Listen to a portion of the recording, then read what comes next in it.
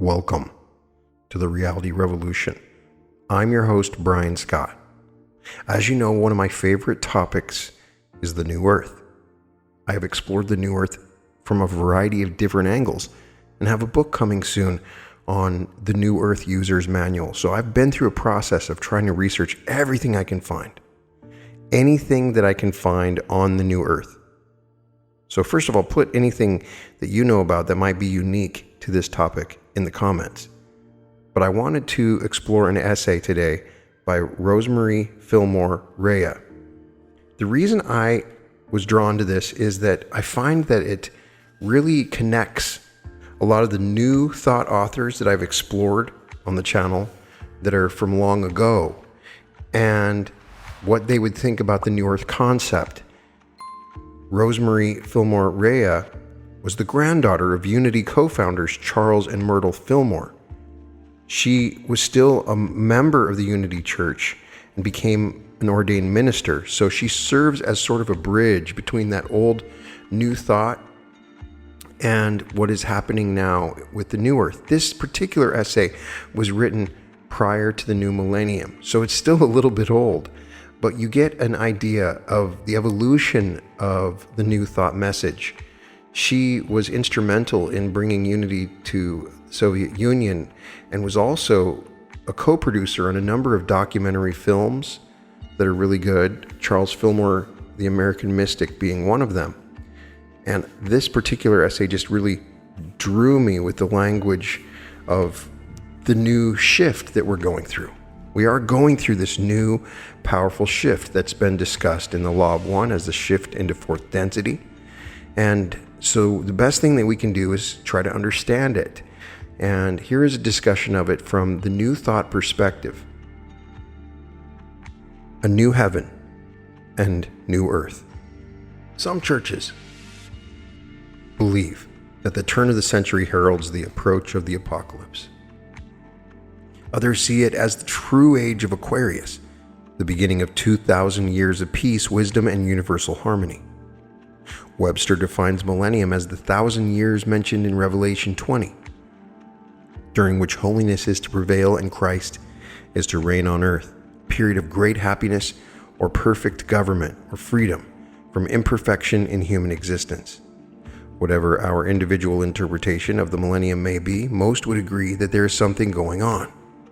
The winds of change are blowing across the land. A revolutionary spirit is sweeping away old concepts, old boundaries, old perceptions.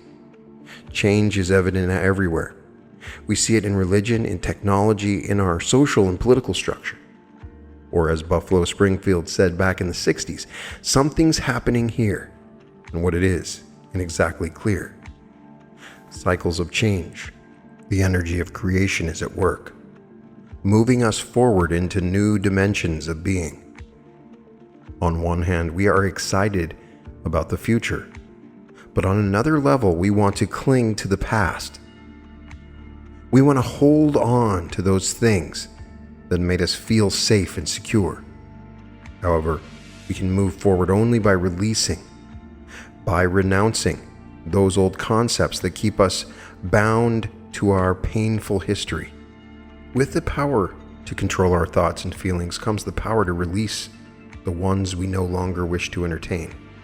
This power is called renunciation or elimination. This power of letting go, and as many like to add, of letting God, is essential for a healthy state of mind and body. Renunciation is the power of cleansing, of giving up, of casting off. It is the power of giving and forgiving. And ultimately, it is the power of knowing true freedom and liberation. Popular images notwithstanding, elimination is not a negative thing. Renunciation makes it possible for there to be new thoughts and a new life. So renunciation needs the power of will to choose what thoughts to release. Renunciation needs once again the powers of wisdom, love, and understanding in order to know what to eliminate and what to affirm. The balance of giving and receiving is essential. The capacity to affirm is actually equal importance to that of release or denial, and very much a necessary part of the power of renunciation. If there's one thing history teaches us, it is that you cannot stuff progress back in a box. Galileo was forced to stop teaching that the world was round, but that did not make it flat. Every change that has meant progress for humankind has caused a great furor in the beginning. And yet change is the keynote of life. All living things change, and many of the most wonderful changes in nature would seem terribly disturbing to the creatures going through them, if those creatures thought as we do. Can you envision what the crab might feel if it experienced human emotion when its skin was beginning to split down the back and it realized that its skin, its very own skin, had become too small? Can you imagine what the tadpole would say if it had human powers of thought and speech when it found its tail fading away and funny-looking legs sprouting out of its body? What dismay might the larva of the monarch butterfly express if it were human, when its muscles grew heavy and it felt the urge to build its own coffin? What gives it the courage to seal itself into the coffin and compose itself for apparent death? It cannot know the exquisite winged creature that will split the coffin and come forth. The crab, the tadpole, and the infant butterfly are creatures governed by the laws of nature, by instinct. They are in tune with the transforming energy of creation, so they flow with the natural cycles of life. These cycles of creation move in and through our lives as well, but as we reasoning beings question, doubt, and struggle, when the energy of change begins the transformation process in us. In his famous poem, To a Mouse, Robert Burns makes the point that it is only we humans who question the change of creation. He says to the mouse, whose home he has turned up with the plow, "Still thou art blessed compared with me. The present only toucheth thee. But ock I backward cast my eye on prospects drear, and forward, though I cannot see, I guess and fear." If we could renounce those nervous glances backward and forward instead of trusting the natural flow of life as the crab, the tadpole, and the butterfly do, how much easier our own transformation would be. This is a time of transformation. We are living in transformative times. Right now, the world is experiencing an evolutionary shift. The creative energy of the universe is stirring the minds and hearts of people everywhere, demanding that we awaken to the possibilities of a new heaven and a new earth. The latter part of the 20th century has been a time of amazing advance in science, medicine, and technology. The scientific breakthroughs made in the last 100 years would have seemed so unbelievable in Jesus' time, they never would have been considered. If you had suggested such things as antibiotics, organ transplants, space travel, television, computers, and fax machines, even a century ago, people would have ridiculed you, would have thought you insane. And now, as we enter a new century, the scientific projections for the future are even more mind-boggling. Ralph Merkel, a leading researcher at the Xerox Palo Alto Research Center, predicts that this new age is closer than we think, and that will perhaps be possible in 15 to 20 years to have dominion over the material world, both inanimate and biological. We are also experiencing a communications revolution. We're being inundated with information and entertainment coming to us through online computer services, satellite broadcasting, films, cable, radio talk shows, shopping networks, video games, and on and on. The world is in our living room, and it is almost overwhelming. We are learning more about everything and everybody than we ever really wanted to know. Sometimes the breaking wave of technology is frightening, but I feel very fortunate to have known well a spiritual leader who would not have found it frightening at all. My grandfather, Charles FIllmore, would have found it splendid and exhilarating. He never had to sorrow like Robert Frost over the road not taken, because he loved untraveled roads. Our whole family used to take trips to the Ozarks when I was a child, and if a road looked untraveled and led off into the wilderness, my grandfather, with a gleam of anticipation in his eye, would say, "Let's see where this road goes." Sometimes we would come to dead ends, but always we would discover wonderful things that we would have missed if we had stayed on the well-traveled highway. We would have seen every advancement in technology as further proof that we have only begun to tap our infinite potential. The information highway would have been of particular interest to Charles Fillmore. He was always exploring new ways of sharing the unity message.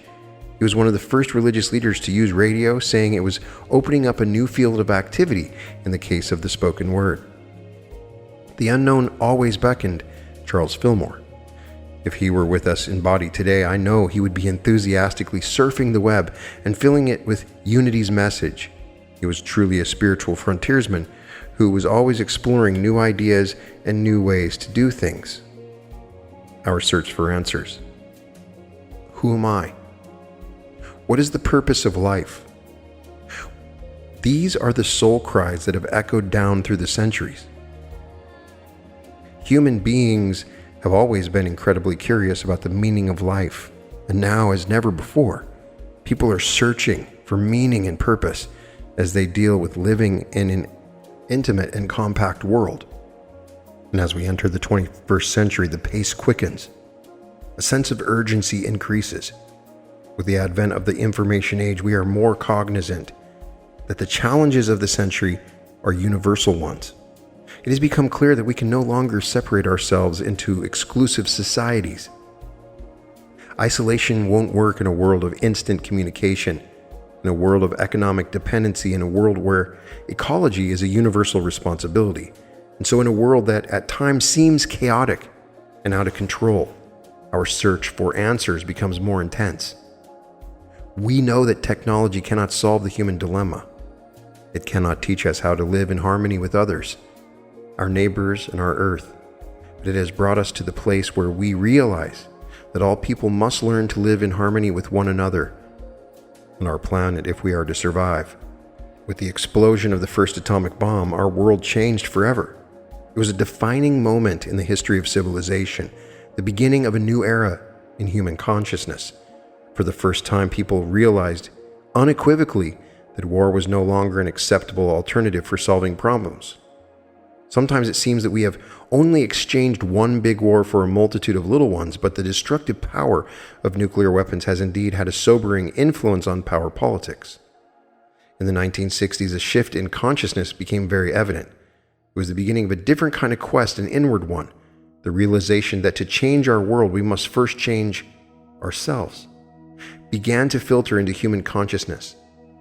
Meditation, encounter groups, Eastern philosophy, self-realization, and other new ways of thinking ushered in what was called by some the Age of Aquarius. A new vision, or perhaps an ancient one revisited, was articulated through the voices of the 60s. This cultural change was expressed in the music and the art, and through the words of people like Dr. Martin Luther King Jr. and others.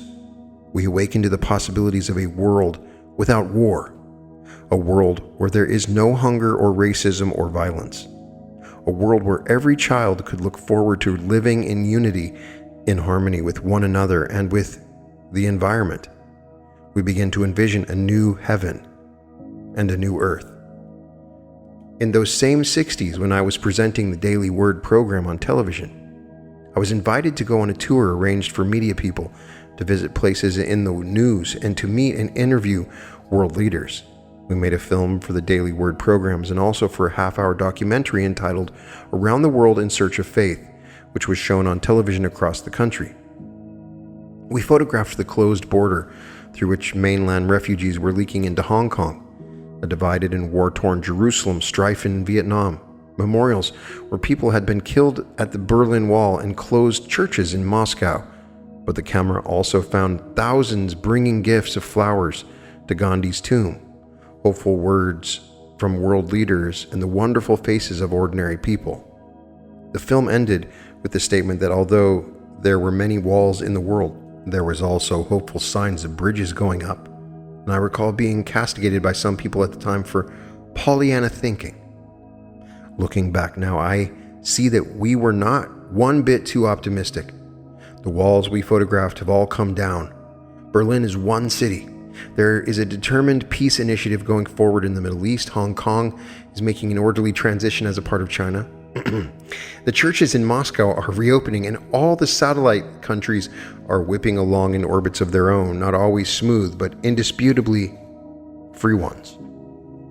Because I saw these changes for myself, I'm convinced that however much we may stumble, our way is always upward. We would, of course, like to speed up the process, and we question what we need to do to bring forth a new world.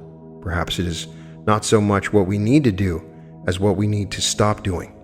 Perhaps our first need is renunciation of those old ideas that keep us separated from one another and from God. Heretofore, the world's religions have provided the answers for our search for truth, but religions have also been divisive. On the one hand, they provided the inspiration that has awakened humankind to the spiritual dimension of life. On the other hand, they have been the root of many of the conflicts that have plagued our civilization. We are to bring forth the millennium, as described in Revelation. We must begin expressing a transcendent spirituality that supersedes the bigotry of religiosity and is open to new ways of living and thinking, which will plant the seeds for a new era of universal unity. This is not to say we should all have the same belief system. On the contrary, it is the diversity of our quest that makes our search so mysterious and exciting. How boring it would be if we were all exactly the same.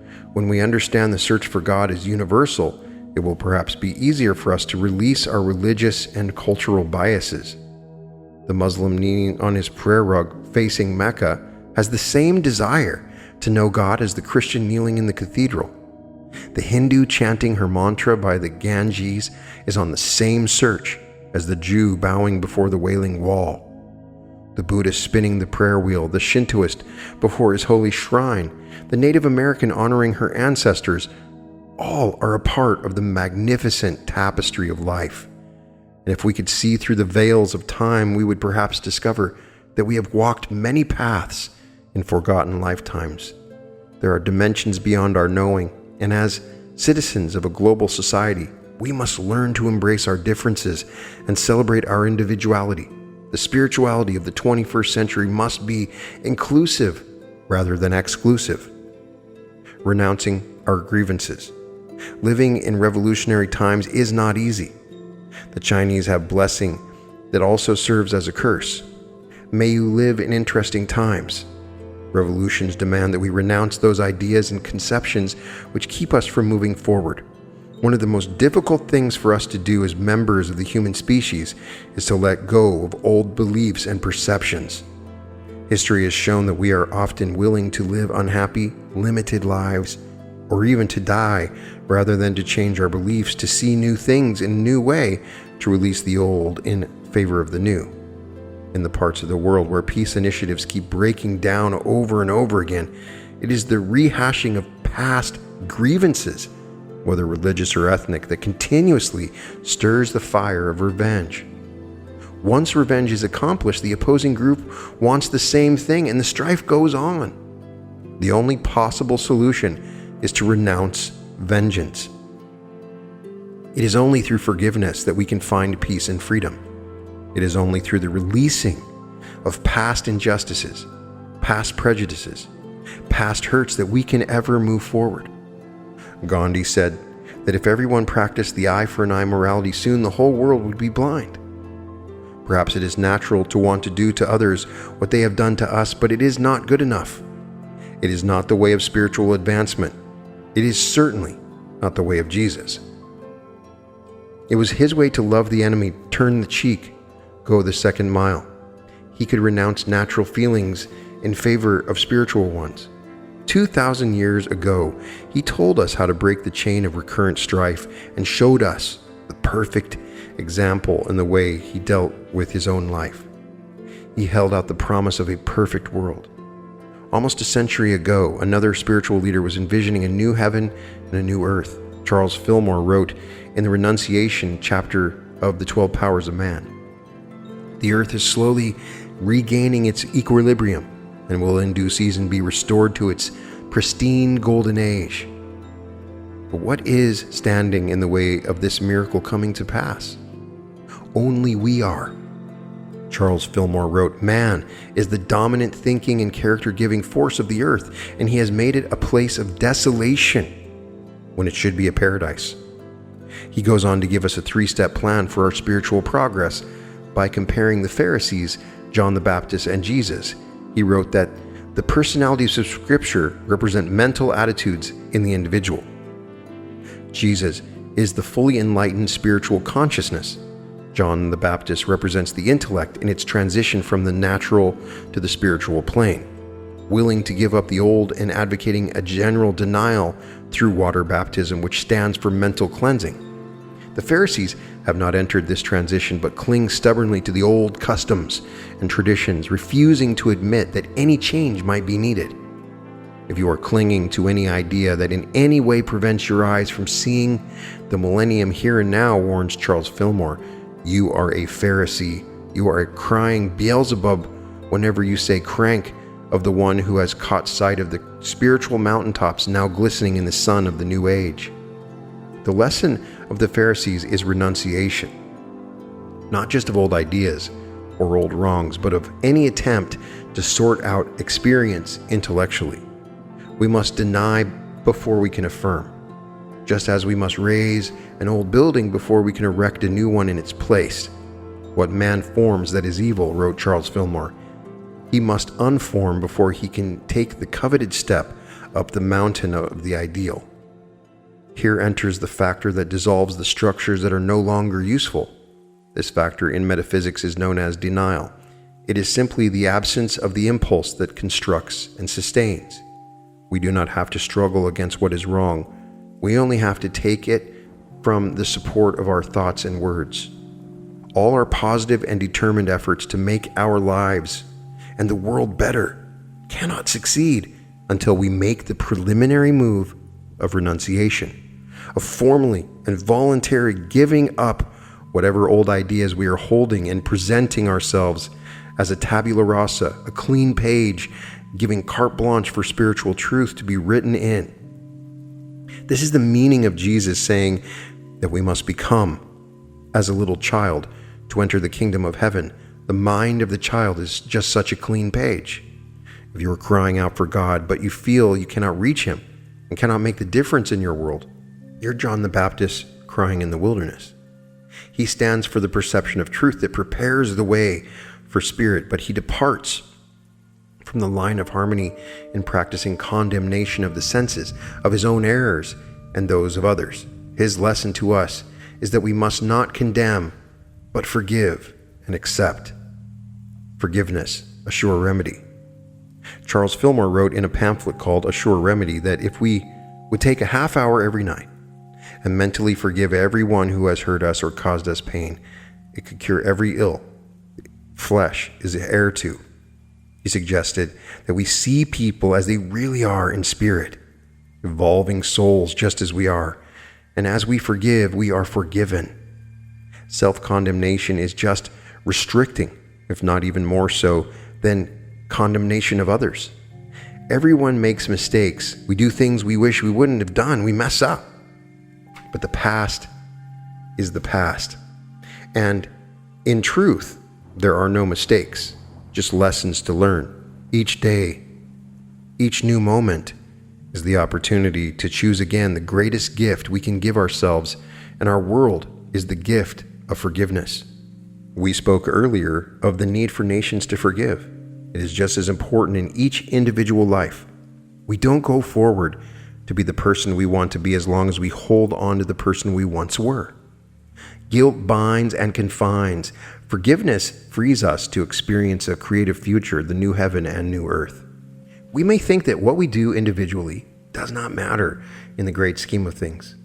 Indeed, we may not have control over the games played by the power brokers of the world. We may not be able to do much about the rise and fall of the dollar or what happens in the Middle East, but every one of us has an important mission to fulfill in the evolution of human consciousness, the coming world harmony. The world we are experiencing today is the result of our collective consciousness. And if we want a new world, each of us must start taking responsibility for helping create it. Dr. Arnold Toynbee once said that the salvation of the world will be the coming of a great spiritual leader, not a politician, not a statesman, not an intellectual scholar, but a person of spirit. As 21st century citizens, we must take Toynbee's prediction one step further. The salvation of the world lies not with one spiritually illumined person, but with each one of us. In the past, we have always been looking for something or someone out there to save us. But to experience a new heaven and a new earth, each one of us must put the weight of our personal conviction, our thought, our work, our energy, and our passion into creating them. As we approach the new millennium, we see the universal harmony as much more than a wish, a hope, or a dream. It is a necessity, and we must take on the responsibility of seeing it become a reality. In our desire to express creative ideas in the form of new technologies, new systems, and new modes of living, we've taken course of action that have had dramatically destructive effects on one of God's most magnificent creations, planet Earth. The Earth is our home, and we share this home with a vast array of different forms of life. Our incredible God-given ability to create must be directed and guided with Christ-like compassion as we consider the effects that our efforts to improve the human condition have on all forms of life on Earth and on the Earth itself. Charles FIllmore said that human beings are the pinnacle of God's creation, and as such, we must consider the well-being of all life. It has become necessary for us to recognize a new dimension of our creative power, the ability and responsibility to create in harmony with the needs of the earth and all forms of life upon it. This will require that we go beyond merely seeing the divine in human life, but that we acknowledge and honor the divine in all forms of life. Centuries ago, the mystic Meister Eckhart wrote, "Apprehend God in all things, for God is in all things. Every single creature is full of God and is a book about God. Every creature is a word of God. If I spend enough time with the tiniest creature, even a caterpillar, I would never have to prepare a sermon. So full of God is every creature." In the new millennium, we must put into action the acknowledgement that God is equally present in all life by demonstrating respect for all life. I believe the same technologies which we have used to create so many incredible breakthroughs for humanity in this century will be used for the benefit of all forms of life in the new millennium.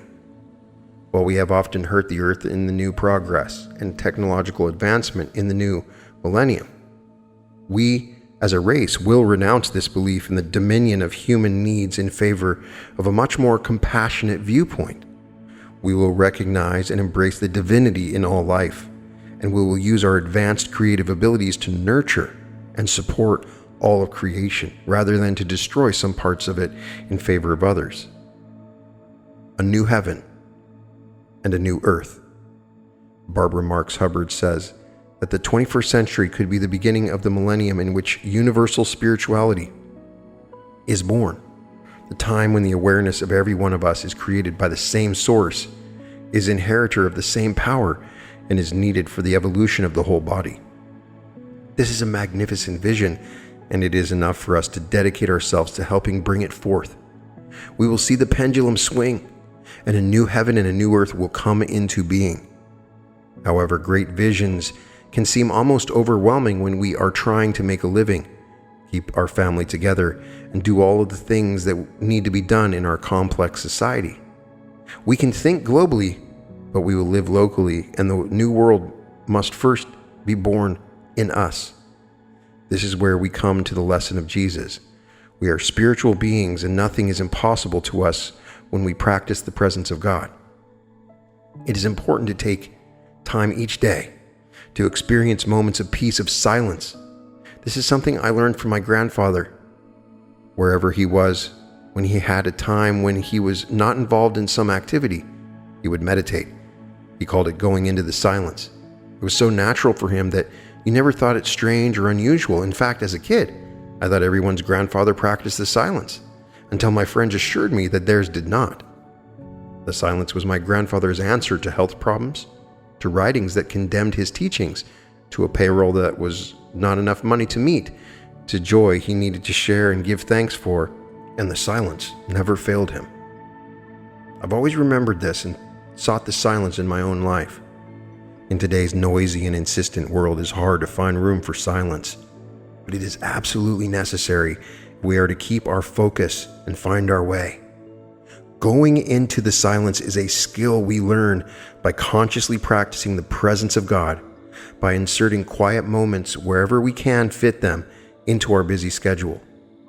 When we are standing in line, waiting at a stoplight, having coffee break, we can make these holy moments God moments. When we center ourselves in the silence, we are not only helping ourselves, we are contributing to peace in the world. It is also important to make time for joy. Charles FIllmore was a spiritual leader, but there was nothing stuffy or repressive about him. He loved life and he loved people, and he made you feel good about just being alive. He celebrated everything, birthdays, holidays, anything that happened. He enjoyed the band concerts and Saturday night dances at Unity Village. When Unity was still in its Kansas City offices, if it was an especially beautiful day, Papa Charlie, as we called him, would load all the workers up in buses and take them for a day at Unity Farm. His faith was full of joy. Another thing I learned from my grandfather was to celebrate our individualism. There is no one just like you anywhere in the world, so why waste time trying to emulate other people? You have something to give the world that no one else can give. You are important to life, and the moment you appreciate yourself and celebrate yourself, you will discover a new sense of purpose and meaning. It is not necessary for a person to be a rocket scientist or Mother Teresa to be effective. What is necessary is that we express our soul gifts in the area we have chosen to live our life. As the old hymn says it, brighten the corner where you are. The changes in the world have become so vast and so rapid that subconsciously or consciously we may feel our individuality is at risk. We fear the I in us will be lost in a society that no longer needs our particular skill or expertise. But this is not the truth of us. We are made for transcendence. If we are awakened to what is real, to what is enduring, we will never give up on ourselves or on life. It has been said that we are living in a world of permanent change, and this is true. The only permanence is in impermanence. Everything changes. Life is a series of endings and new beginnings, and when we understand that change is vital to our growth and unfoldment, we will trust that God is guiding and loving us as we go through all the transformations that are necessary for our total evolution. We cannot be separate from God. Our life is not a separate thing. We are one with all the life there ever has been or ever will be. Every thought we think, every word we speak, every action we take affects the whole. It was Francis Thompson who wrote, "Thou canst not pluck a flower without troubling a star." We should never discount our impact on the universe. We were born to create, and we always have the choice of whether we will create for good or evil. And the wondrous thing is that every new moment we have the opportunity of choosing again. One day when enough of us awaken to the infinite power within us, Christ in you, the hope of glory, we will see a world we have never seen before. A world in which no one is hungry or in need. A world in which the fortunes now spent for arms will be spent for people. A world in which the fear of nuclear war has become only a chapter in the book of history. There is nothing visionary about this world. It is for us to see with our own eyes and grasp with our own minds and hearts so that we may bring it into expression. John saw it some 2,000 years ago. And I saw a new heaven and a new earth. For the first heaven and the first earth are passed away, and I heard a great voice out of the throne saying, "Behold, the tabernacle of God is with men, and he shall dwell with them, and be their God, and he shall wipe away every tear from their eyes, and death shall be no more. The first things are passed away. And he that sitteth on the throne said, Behold, I make all things new. And he saith, Write, for these words are faithful and true. And he said unto me, They are come to pass." Revelation 21:1, 3-5. as we continue to envision a world where all people are safe, well, and abundantly supplied, where fulfilling work and creative expression are the rule rather than the exception, and where the needs of all creatures and of the earth itself are honored at the same level as the needs of humanity, we shall indeed one day see that these things are come to pass. Thus concludes the essay, A New Heaven and New Earth by Rosemary Rhea Fillmore. I really like a couple elements to this. The first is for us to move to the new earth, both individually and eventually collectively. We're going to need to renounce some old earth ideas. It may be politically, it may be financially, it may have to do with relationships, but there's going to be a period that we're going to go through where we're going to have to change our ideas of the world. The biggest one is that when we renounce the idea of competition, we renounce the idea that you and I are different and that I'm trying to take you over and dominate over you, and that is the purpose of my life. We need to renounce this idea. When we accept and affirm the idea that we are one, that all of love is a part of us, and that love is creating the new earth, that's great. But that also requires us to renounce the service to self that we've been in the past, the selfishness of the past. As we embrace the service to others, this new earth idea, we renounce that. We renounce the ego that has tricked us and tried to tell us the ways of thinking and feeling, living life, affecting our decisions and choices. All of these things are discussed here. A renunciation of our old earth matrix is a part of this process, and we must go through our own lives. What beliefs are we carrying on right now? Because we are continually creating a reality every moment. And a portion of this reality is purely being created by our past. In particular, a structural element that has kept us and our society in a certain particular way. We need to renounce this. If you truly want the new earth to come, it is all about us. One of the mistakes of the 2012 movement and some of the discussions from different channelings has been that the new earth is just going to happen. We're going to just wake up and boom, it's going to be beautiful. Sitting back, drinking pina colada, watching TV as the new earth forms. That's not what's going to happen. We are going to create the new earth together. That is the goal of my book, and that is my greatest goal now, is to convince you that you are the creator of this new earth, that you are the most important part, that we need you more than anyone else, because your power, your imagination, your ability to create is all right there. So you renounce those old beliefs because you're renouncing it for all of us. You are the creator of this reality. So when we all start acting in this manner, creating and imagining an abundant, fantastic world where no one is poor, we take care of our environment, we do all the things that she talks about in this essay, we can begin to create this world, but it requires us to do it. It requires us to sit in the silence. It requires us to imagine this new earth and to take action for this new earth. To show that we have faith in this process, to believe in this new earth deep down. We're shifting into a new environment in space. The light around us is more powerful. We are manifesting faster. We are going through a reality revolution.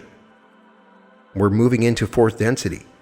If you don't want to move into fourth density, which is an entirely different level of conscious existence, then you'll probably move on to another planet and start all over with all the same old stuff.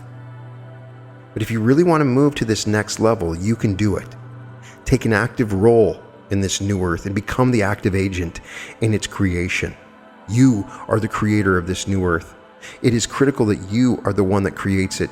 We are depending upon you to be the element that imagines properly this new future that we all need to experience because of you. It is your responsibility to take action and create this. Anything is impossible.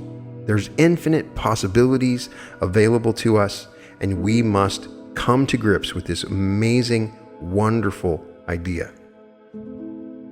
and the new earth and the new heaven is coming to pass. We've been talking about it. We've been thinking about it. We've been expressing it. It's been discussed in so many different avenues and places. And all of that has been an act of creation. But now we need you. We need you to create this new heaven and new earth, to create it within yourself, because that is the whole universe that you see around you, is what is inside of you.